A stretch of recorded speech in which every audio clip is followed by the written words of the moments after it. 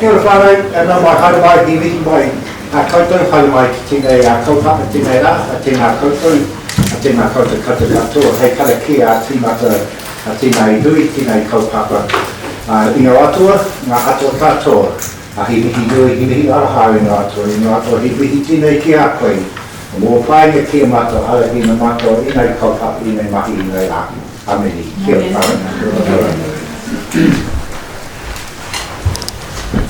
Right, I'd like to reconvene the inaugural meeting of Southern District Council for the 2022 to 2025 triennium, and welcome everybody here. There are no apologies, so let's move smoothly into making and attesting of members' declarations. This is page 7.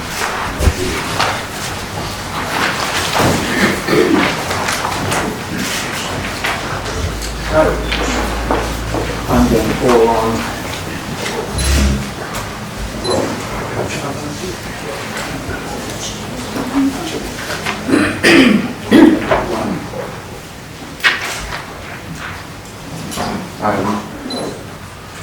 Rob, if you'd like to make your declaration.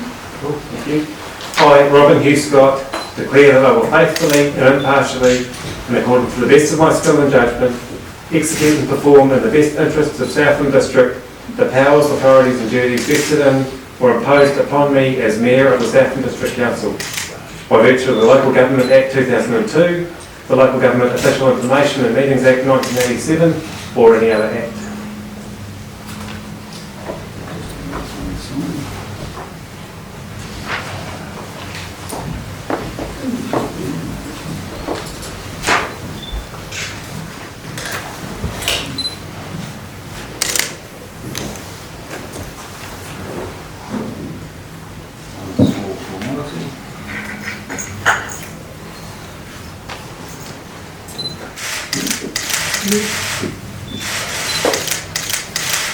Thank you.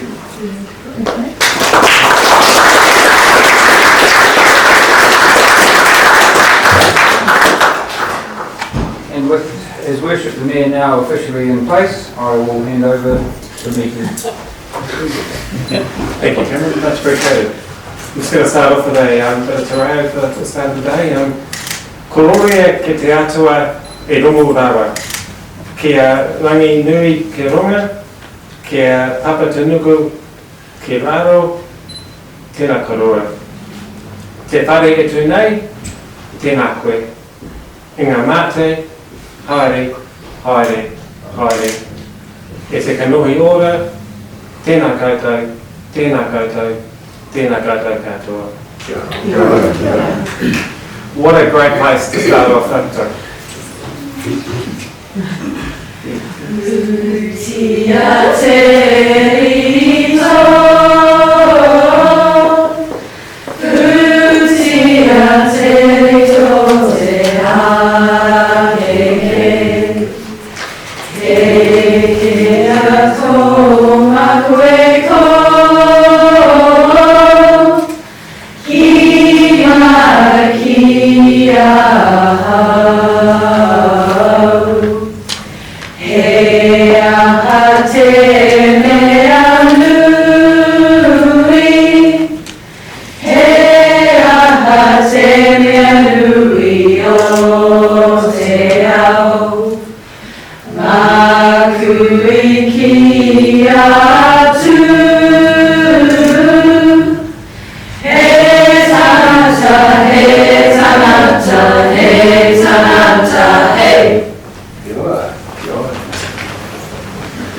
What a great way to start off the triennium.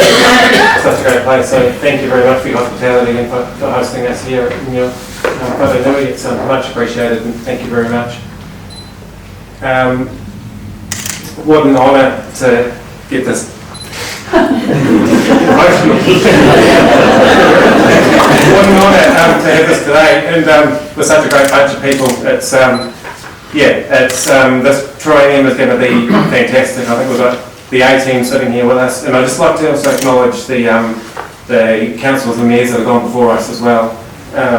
There's only 3 names on these chains, which shows the length of time since 1989 that we've had people wearing them. I'm a temporary custodian of these, and I've just sworn to do my best by them, and I'm certainly going to do that, and it's an honour to be serving alongside all these wonderful people, and I look forward to swearing everybody in. So yeah, thank you very much.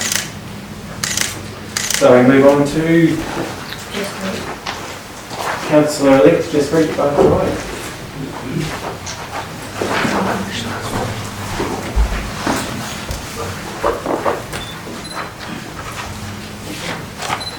I, Jaspreet Bhattacharya, declare that I will faithfully and impartially, and according to the best of my skill and judgment, execute and perform in the best interests of Southland District the powers, authorities, and duties vested in or imposed upon me as a member of the Southland District Council by virtue of the Local Government Act 2002, the Local Government Official Information and Meetings Act 1987, or any other act.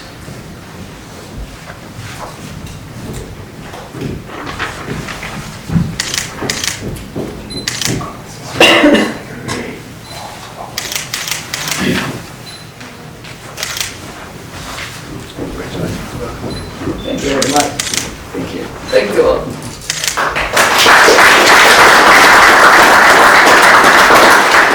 Followed by Councillor-elect Don Byers.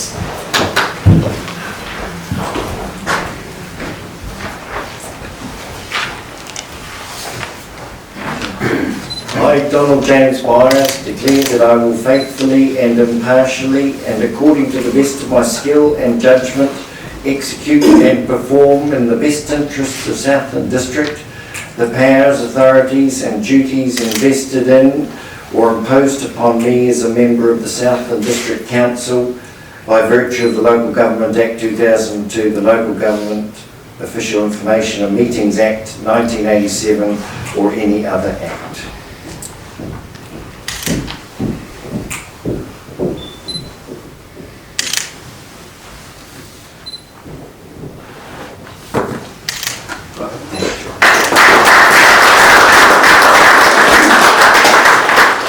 Councillor-elect Derek Chamberlain.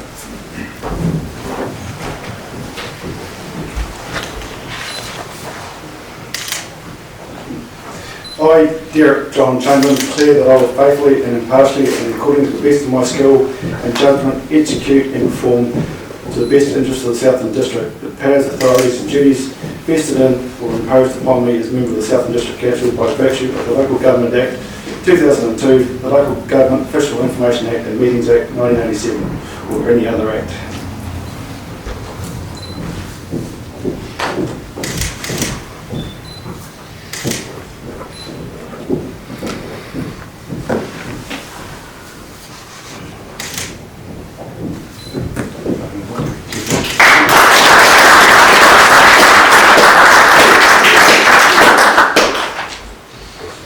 Councillor-elect Paul Duffy.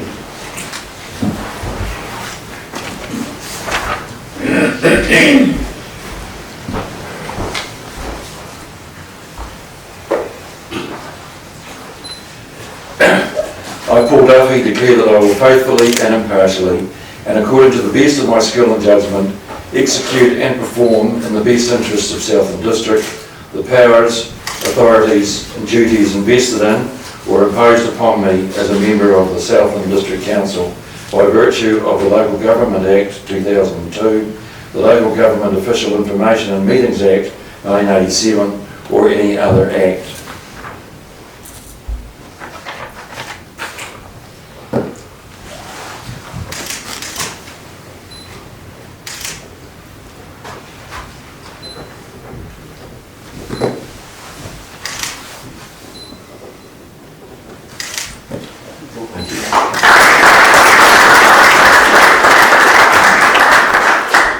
Councillor-elect Darren Fraser.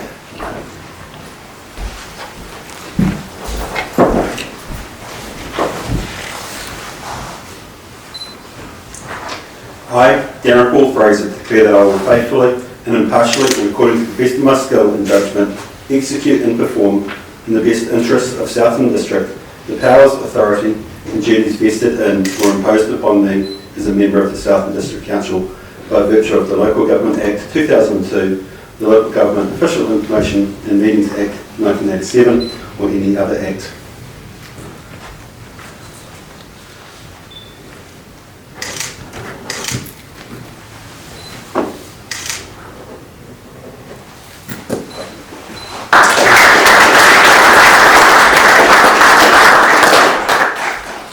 Councillor Sarah Green.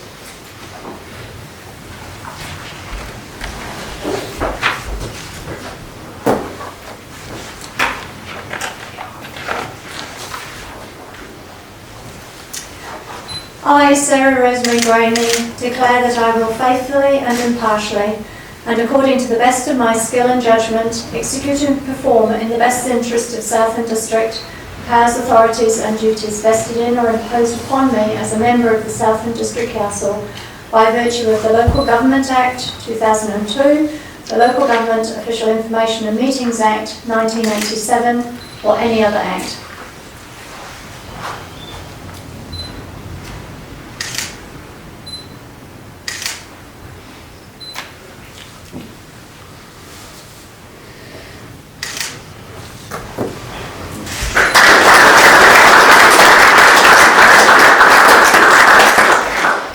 Councillor Julie East. Long way to go.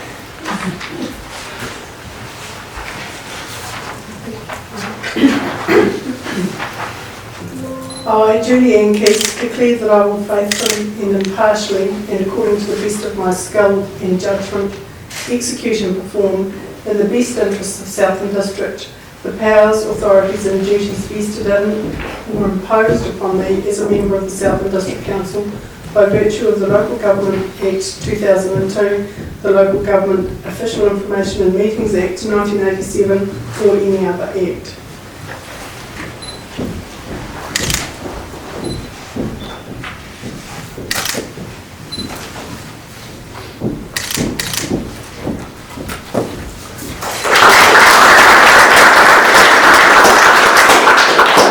Councillor Christine Menzies.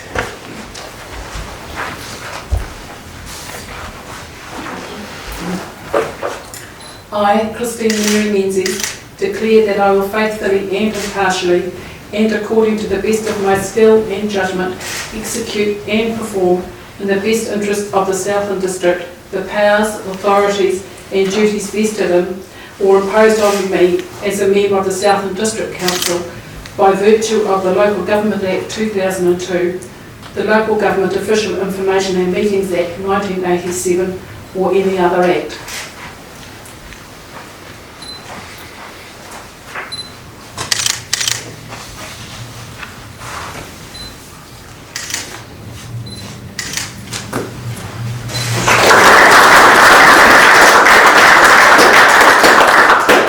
Councillor Tom O'Brien.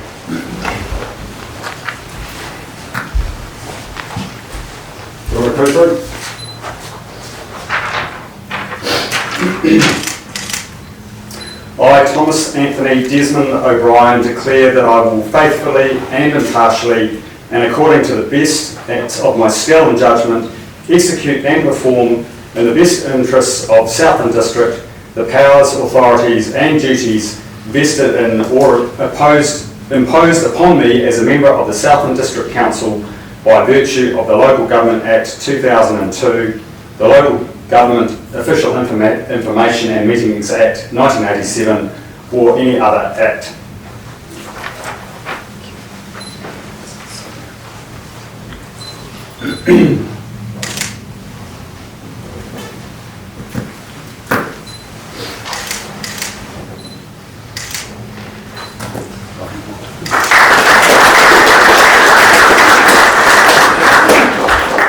Councillor Margie Runcorn.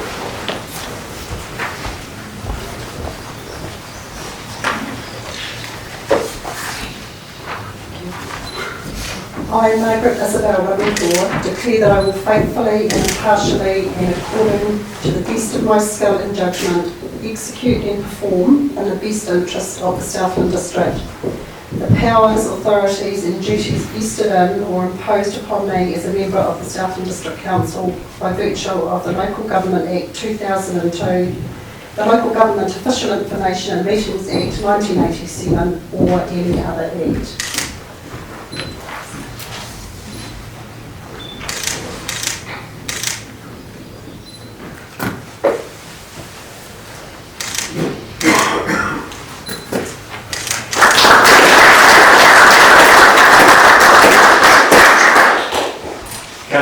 John Spragan.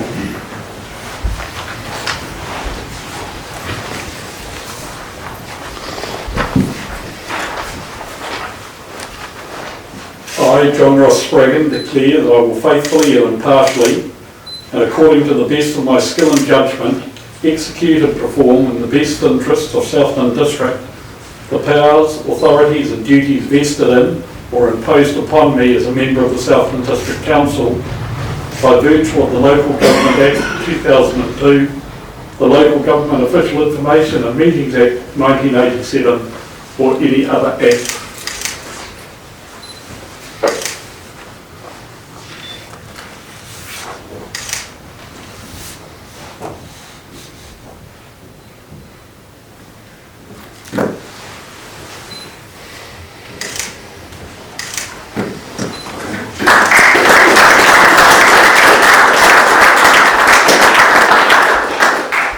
And Councillor-elect Matt Wilson.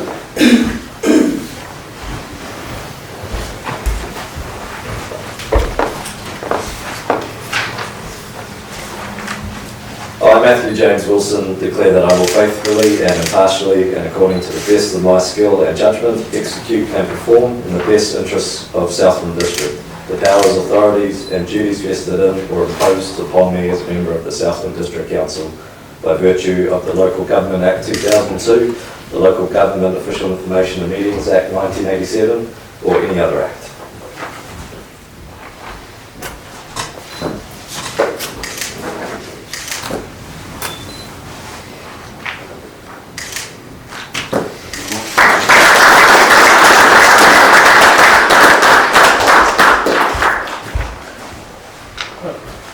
That concludes that part of it.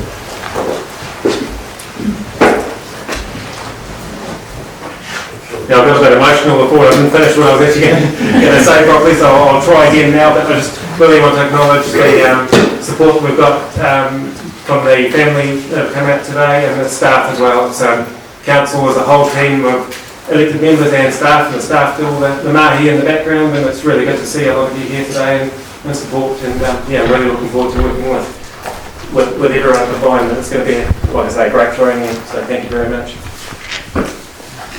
Okay. So as Mayor, I'm going to move the motion contained in the report to the Chief Executive. Is there a seconder for that, please? Thank you, Councillor Menzies. Any debates on any of that? All in favour? Aye. That's carried, thank you. Okay. I assume there's no conflicts of interest today, but I'll just double check. No, thank you. We don't have any extraordinary urgent items that have come through. So I'll now hand over to Mr. McIntosh, the Chief Executive, for page 11 on the agenda. Thank you.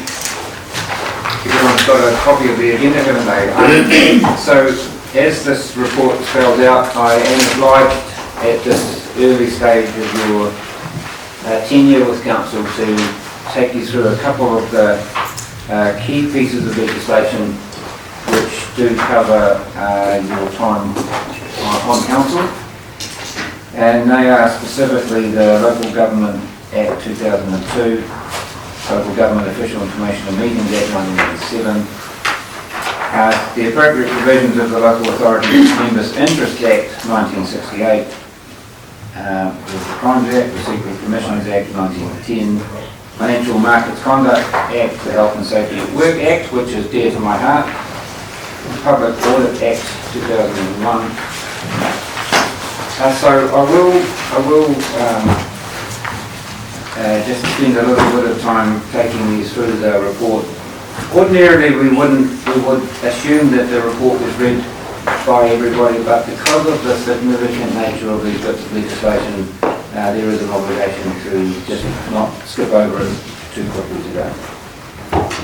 So if we'd just like to go to page 12 of the agenda, point number 6 about the Local Government Act 2002, and that is the principal piece of empowering legislation under which Council operates. And the purpose is to provide for the democratic and effective local government that recognises the diversity of New Zealand communities. And to that end, this Act states the purpose of local government. Importantly, it provides the framework and powers for local authorities to decide the activities that they undertake and the manner with which they will undertake them. It promotes that accountability of local authorities to their communities, and that's actually quite a significant distinction that's not well understood, because local government is not actually accountable to central government. You're actually accountable to the community. It provides for local authorities to play a broad role in promoting the social, economic, environmental and cultural well-being of their communities, taking a sustainable development approach. Section 10 specifically defines the purpose of local government as being to enable democratic local decision-making and action by and on behalf of communities, and to promote the social, economic, environmental and cultural well-being of communities in the present and for the future. Section 12 grants a power to local authorities to carry on or to undertake any activity or business, do any act or enter into any transaction for the purpose of performing their role.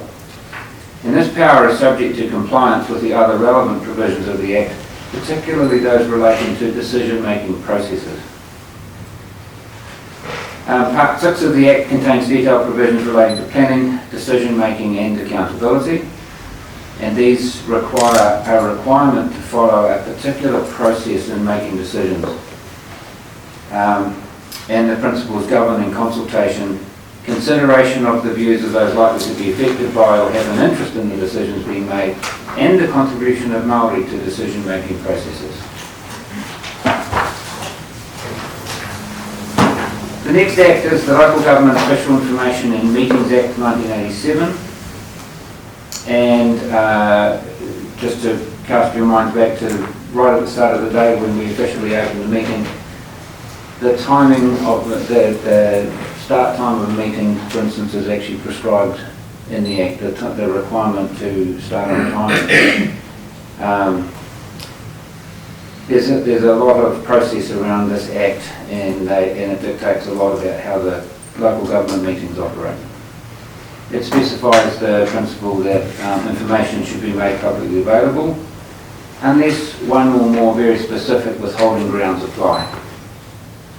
Matters relating to requests and release of information are actually administered by staff, and I as Chief Executive have the statutory authority to make decisions in relating to administration of requests for information. As I just touched on, the Goima sets meeting procedures and requirements, including the requirement to give public notice of meetings, the public availability of the agenda and the supporting papers for the meeting and its committees and subcommittees, circumstances when Council may resolve to exclude the public from meetings and the procedure that must be followed in such circumstances, and the responsibility of the Chair to maintain order of meetings, and the power they have under Section 50 to require any person to leave the meeting should they believe on reasonable grounds that their behaviour could prejudice the orderly conduct of the meeting. Official information is as follows, and this is quite specific for local government, and as those that came to the informal briefings a few weeks ago, it's quite unfamiliar if you are coming from the real world. Official information for local government covers formal documents, any writing of any material, any information recorded or stored by means of a tape recorder or computer, draft reports, correspondence, etc., handwritten notes, emails, including on your home computer or emails sent from your personal accounts and any deleted emails, pictures, recordings, text messages, and information that is known to elected members and or staff but is not necessarily recorded. And so it is useful to ask yourself, is this a personal record or a council record? Do I need to keep this personal record in the council system? Do I need to make this record in this way using this language? Or how would this look on the front page of the newspaper? Elected members should be aware that all information they receive or know in their official capacity falls within the scope of the official information covered by the goima, and this includes, for example, any information they may receive on a private email. So as a general rule, elected members should forward a copy of such information to a committee advisor so that it can be formally filed in Council's record management system. And it's another important point that I make you aware, it is an offence to destroy official information. The next relevant piece of legislation I want to just quickly touch on is the Local Authority Members Interest Act 1968. There are two main aspects relating to you in your role.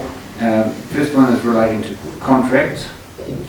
So the Members Interest Act provides that no person shall be elected or appointed to be a member of a local authority or any committee of a local authority if the total payments made by the local authority in respect of a contract with which that person is concerned or interested exceeds $25,000 in any financial year.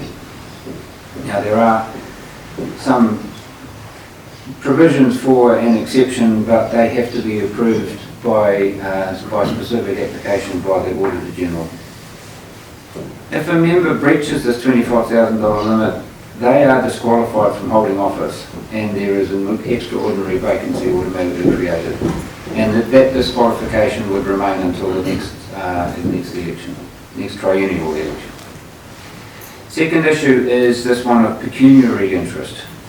So the Members Interest Act further provides that a member of a local authority shall not vote on or take part in the discussion of any matter with which he or she has directly or indirectly any pecuniary interest, financial interest, other than an interest in common with the public. The same applies if a member's spouse or partner has directly or indirectly a pecuniary interest, other than an interest in common with the public. So members who are prohibited from voting on or discussing a matter are under a duty to declare their interest to the meeting, and typically that's done at the start of the meeting, which is why meeting agendas generally have an early session in there where members are invited to declare potential conflict. And abstention from discussion or voting then would be recorded in the minutes by the committee secretary.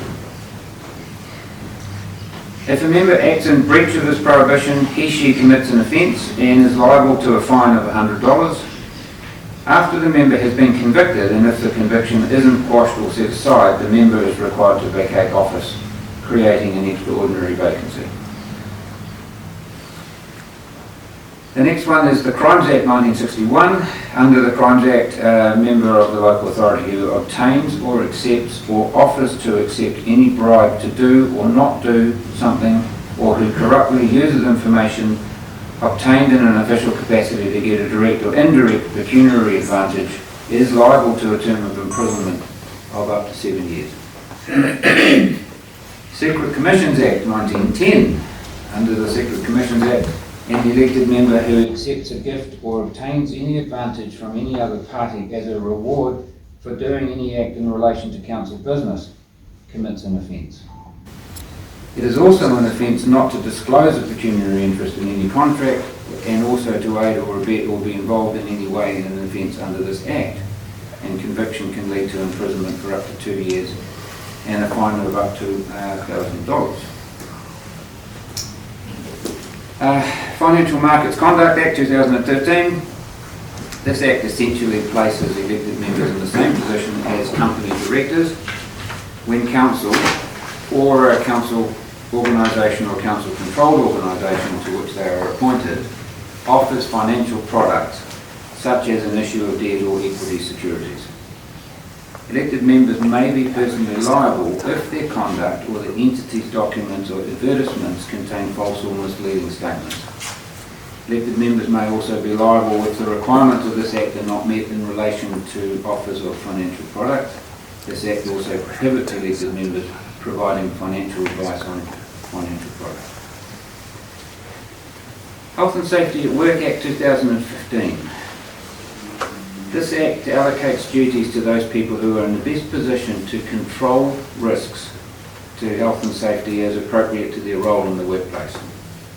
This Act also requires the person conducting a business or undertaking, a PCBU, i.e. council, to ensure as far as reasonably practicable the safety of workers and others who may be impacted by the work the business undertakes. So for the purposes of this Act, you as elected members and myself are by default identified as officers. And officers are any person occupying a position in relation to the business undertaking that allows a person to exercise significant influence over the management of the business or undertaking.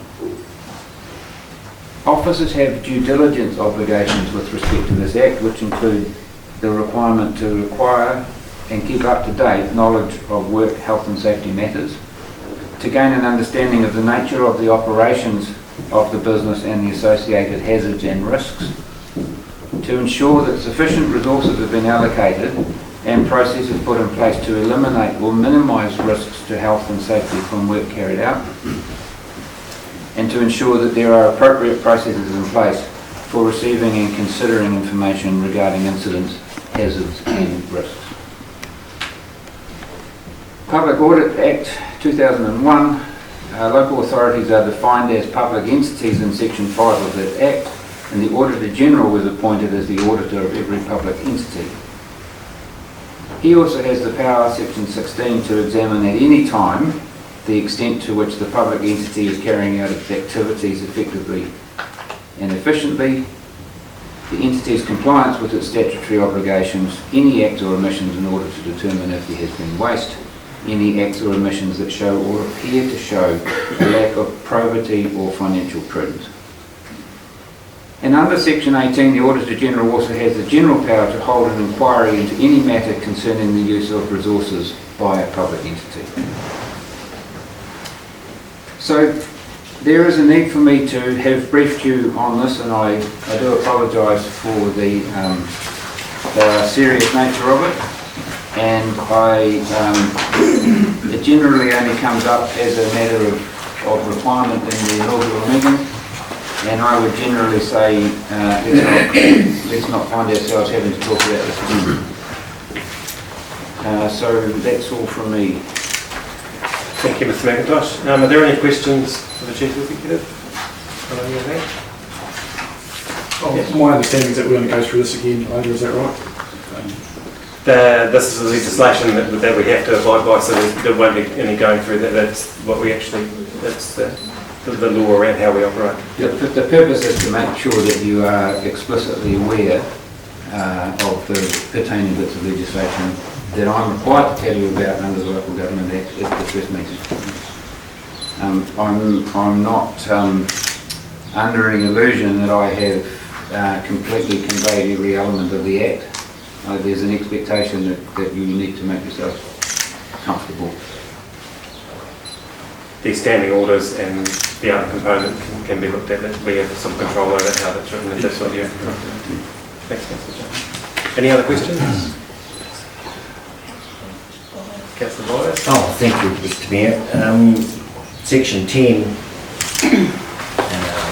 7B, page 12. To promote the social, economic, environmental and cultural well-beings of communities in the present and for the future.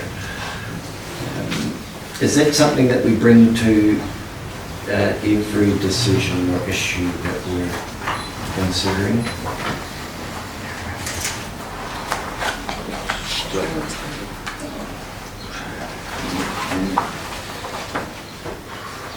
I mean, it's part of the Local Government Act, so I guess guess that forms part of how we operate as a council. So to give you a black and white answer, I would say yes, unless the Chief Executive wants to provide a bit more clarity. I would just think I'd reiterate that's the purpose of the Act. It's what the council's obliged to be doing.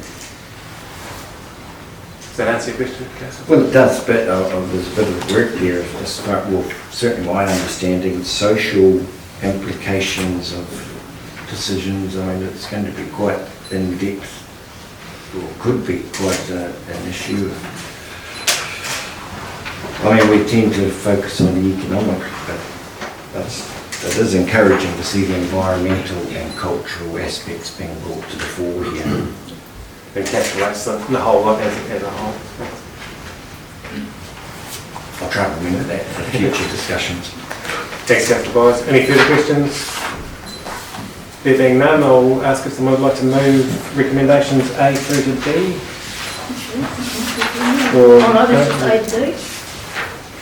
Councillor Feast, do I have a second there? Councillor Fraser, all in favour? Yeah. Carried. Yeah, sorry, anyone against? The owner's order pending in check here, which is good. Right, so the next report is for the setting of the date and time for our first meeting council for the 30th of November, if my memory serves me right. It's on page 21 of the agenda.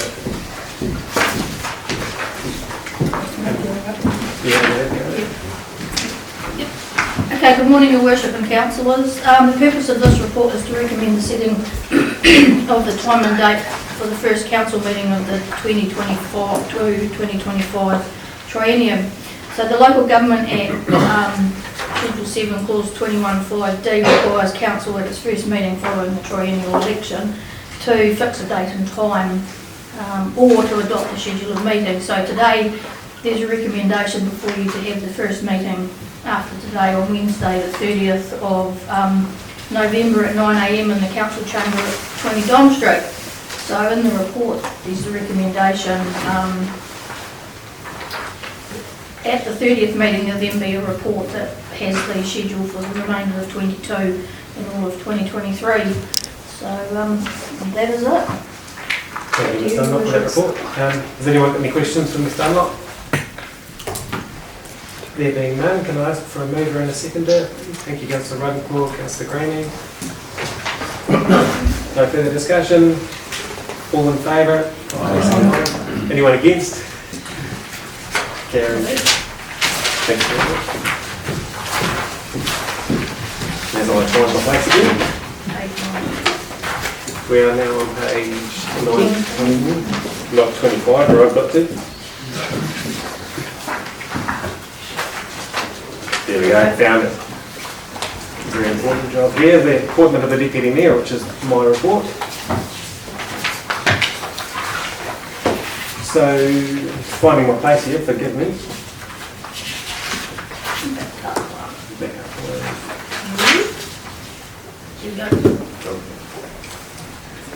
So as you'll be aware, I've selected, using my powers under section 41A of the Local Government Act that our Chief Executive has just read out, and decided to appoint Councillor Christine Menzies as Deputy Mayor. I think we'll do a magnificent job.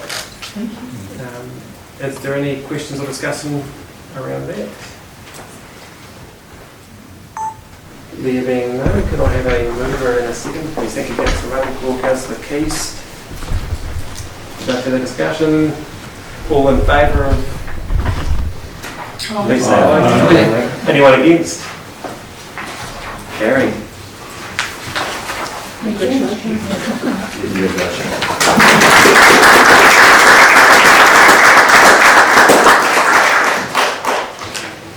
Right, so we're now on to page 21 for the elected member appointments for community boards. And welcome Ms. Rouse to the table. Good morning, Your Worship and Councillors. As you'll be aware, this report is to facilitate council making appointments to the 9 community boards in the district. So the Local Government Commission determination made in 2019 outlines that council has 9 community boards and that each board is made up of either 6 or 7 members and a member appointed to the board by council. So the councillor appointed to each board must come from the ward that the board is situated within. So it's appropriate to make these appointments now so when all the board members can attend when boards start to meet later in the month. The Mayor's been discussing these appointments with councillors and the recommendations in the report reflect the conversation that the Mayor's had. The proposed appointments to the Waihakai Toitoi Community Board is still to be determined, and staff are proposing that council discuss this matter today and also make this appointment. The recommendations for this report are on page 22 of the agenda, and staff are recommending that council proceed and make the appointments that are outlined while also determining the Waihakai Toitoi appointment. If I may, Your Worship, we have actually determined that Councillor Keys. Cool. Thank you, Councillor. Thank you for that report, Mrs. Rout. Are there any questions for Mrs. Rout? There being none, everyone's getting off the hook today. I will ask if the council would like to move recommendations A through to D again, with the addition of Councillor Keys for the Waihakai Toitoi Community Board. Is there someone willing to move? Yeah, Thank you, Councillor Keys. Thank you, Councillor Spraggan. All in favour? Councillor Spraggan. And Keys.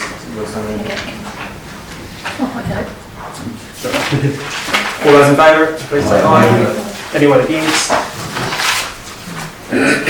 Thank you. Right. So move back to Mrs. Rout again for the adoption of the standing orders, page 25 in your agenda.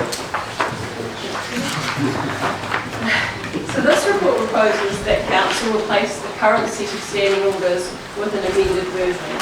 Staff believe this is a good opportunity for elected members to learn that standing orders are in place and to also become familiar with them.